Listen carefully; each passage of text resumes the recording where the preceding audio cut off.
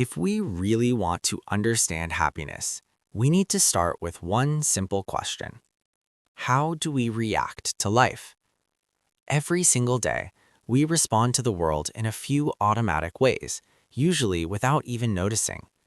Most people live on autopilot, reacting the same way again and again.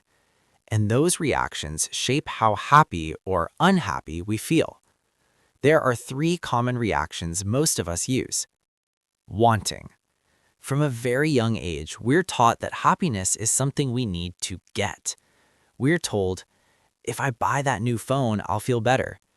If I get a bigger TV, I'll be happier. If I get promoted, then life will be good. If I post this moment online, it will mean something. And yes, when you finally get that thing or reach that goal, it feels great for a while. But think about it.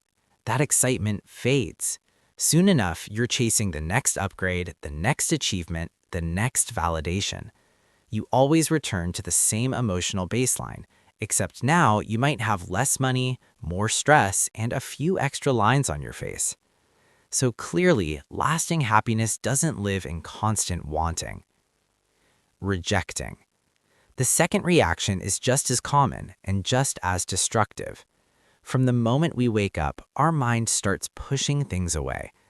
This alarm is annoying. I'm too tired. It's too cold. I don't want to go to work. We reject other people. Why is this person so awkward? Why can't this cashier do their job properly? And eventually, we turn that rejection inward.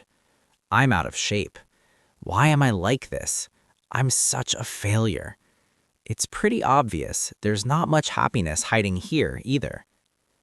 Zoning out. The third reaction happens when life feels dull or repetitive. Waiting in traffic, sitting on a bus, standing in line, waiting at the doctor's office.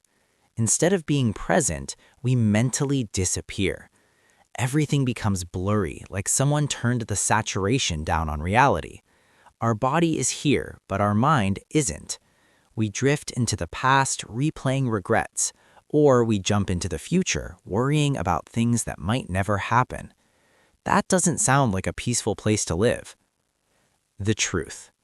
These three reactions, wanting, rejecting, and zoning out, make up almost all of how the average person experiences daily life. So honestly, it's no surprise so many people feel unhappy. Which brings us to the real question. Is there another way? The fourth reaction. Mindfulness. Yes, there is a fourth way, and this is where real happiness begins. You've felt it before. It's the feeling you had when you saw something truly awe-inspiring for the first time. The way the world felt bigger, quieter, and more alive all at once. It's the feeling astronauts describe when they look back at Earth from space. It's how you were as a child, able to spend hours completely absorbed in something simple. This state is called mindfulness. Mindfulness is the opposite of zoning out. It's zoning in. You're fully aware of what's happening right now. How something feels, how it moves, how it smells, how it tastes, how it looks. Nothing else exists in that moment. There's no chasing, no pushing away, no judgment, just complete attention. And when you respond to life this way, happiness naturally appears, and unlike excitement or pleasure, it actually lasts. Why meditation matters.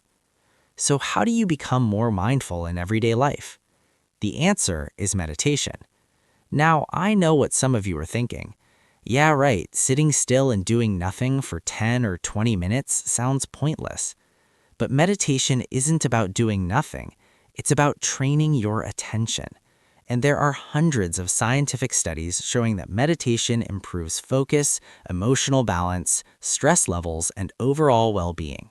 We'll dive into the science behind that in the next video. So if you've been searching for the answer to the age-old question of how to be happy, stop looking for shortcuts. Because I can almost guarantee this. The answer isn't out there. It's in mindfulness and meditation.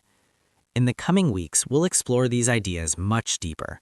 So make sure you subscribe, hit the bell icon, and stay tuned. See you in the next video.